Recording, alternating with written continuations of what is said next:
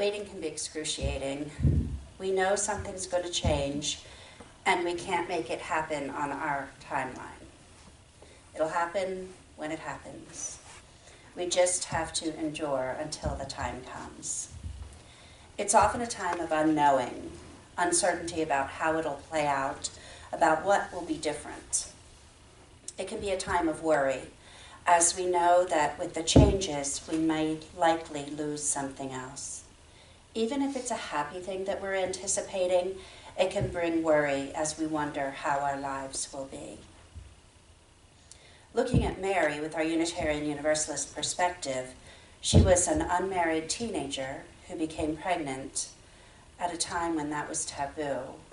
And she became pregnant with somebody else's baby other than her fiancé, extra taboo.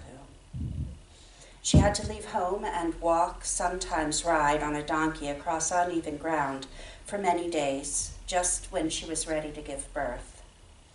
When she arrived at the destination that she did not choose, she labored to bring that baby into the world with no pain medication while on the floor of a barn, with no midwife to help her. Sometimes the things we wait for bring a lot of hardship. Some years ago, I knew that my marriage was going to end. We couldn't fix things, and I couldn't keep living with the status quo. I didn't want to just catapult out with no plan, so I began the work of figuring out how I was going to be able to financially support myself and my then 4-year-old daughter, where we would live, and how I would build a good life for us. I was filled with fear. Ours was a military marriage, and so I had moved around for 10 years and found myself yet again in a new town knowing no one. All that moving had made it difficult to build a career, so while I had a good education and lots of varied experience, I had not been able to stay in one state long enough to complete professional licensure, so I didn't have credentials. I didn't have the support of my family, as the marriage looked enviable on the surface. I told my husband that my plan was to make a plan and then for us to separate. So I was waiting until I could form that plan. A couple of things helped me through this anxious time of waiting. I talked with my birth mother on the phone about every day. She was writing her doctoral dissertation, and I could help her process about that. And she helped me to begin to have language for what I was going through. As we spoke, I'd sit in my rocking chair and knit, and together, Linda and I figured things out. I call this my year of sitting and knitting. I made a lot of sweaters, none of which actually fit. But the rhythm of it helped me to breathe, and the mutuality of our conversations helped me to feel held in connection at a time when I felt largely disconnected. This is also when I found Unitarian Universalism. We had just moved to Colorado Springs, and I was drawn to the beautiful Frank Lloyd Wright building that was the church. I went the first Sunday after walking past that church, and then went every Sunday after that.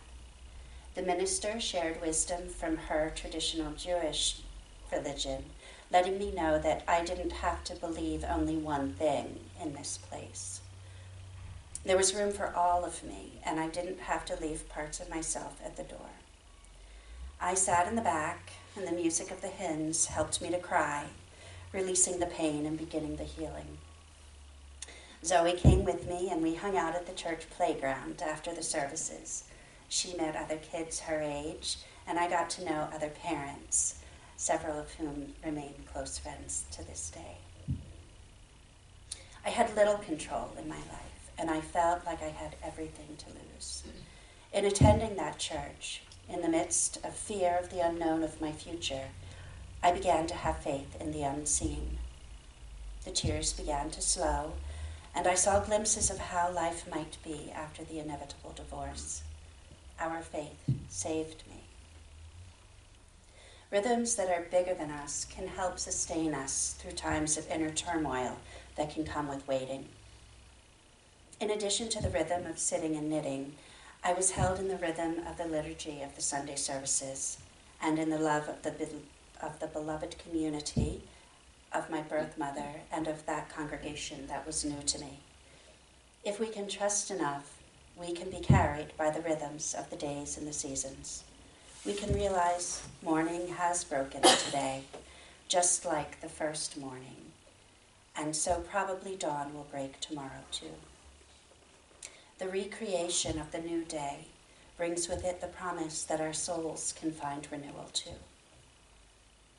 We're in the dark of winter now, surely with all this snow, almost at the solstice. Its quiet calm can surround us. When fears arise, the peace of the darkness can flow through us if we can let it. And some people call these rhythms God. Poet Mary Oliver knows the wisdom of such rhythms.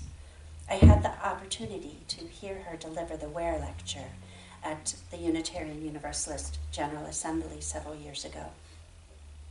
She shared about her life on Cape Cod in Massachusetts, where she was intimately connected to the rhythms of the ocean tides, and her eyes were finely tuned to recognize the beauty in the details of her natural surroundings. She developed the spiritual practice of attending to her life in this world. In 1,000 Mornings, the poem that Paisley shared with us, Mary Oliver joins with us in our own struggles. As she writes, "All night my heart makes its way, however it can, over the rough ground of uncertainties." Who among us does not know the nighttime restlessness that accompanies the worries of uncertainties, those long nights of waiting in the dark? When life's sorrows are outweighing the joys and fear lurks.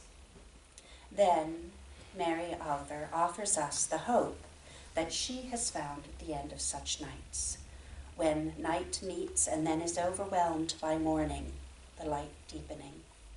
She writes about the light waiting as I too wait.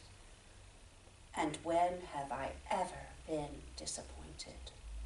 She shares her faith born of experience, her faith that she has never yet been disappointed that the new day will come and the red bird will sing.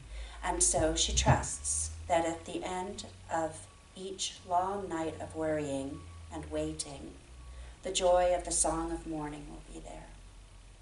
One of the most painful parts of anxiety is when it holds us in its grip so tightly that it fears like we'll be tossed in it forever. Mary Oliver offers us the choice of holding faith while we wait through such times of unease, faith that peace will come.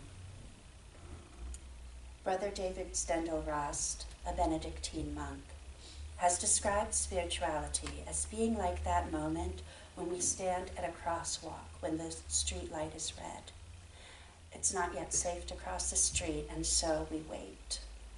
It's a moment of pause in which we stop and breathe before moving on. In these moments, we have brain space, and we can gain clarity and insight that isn't available to us when we're just pushing forward, spinning our wheels as we try to keep up with life's demands. Such a pause was taken by the innkeeper in the story that Zoe read to us. If the historical innkeeper back in the day in Bethlehem had paused to ponder the situation the way that Wally Perlin did, the whole Christmas story would be different. Wally paused as Mary and Joseph turned to walk away. He allowed his compassion for this couple to spill out in his tears and to move him to action. People generally regarded him as being slow, but in that moment, his brain worked fast as he thought about how he could help. "But wait," he cried out, "you can have my room." I can almost feel Wally's distress and care and his desire to offer something helpful. So much can happen if we pause, go off script, wait for a moment. The story can become radically different. We might end up someplace we never could have known to hope for. As a nation, we're in a time of waiting in between November's elections and January's inauguration. A country divided. For some, this brings more anxiety than for others. with worry over the unknown of how the changes in government will impact changes that have been hard-won. Through the uncertainty, may we remember to pause, remain grounded in our values, and act to make the world a more beautiful and beneficial place, just like Wally Perling did. In all things, may we find the courage to wait with faith that we will have a way through, and may we reach out to companions to help us in the waiting.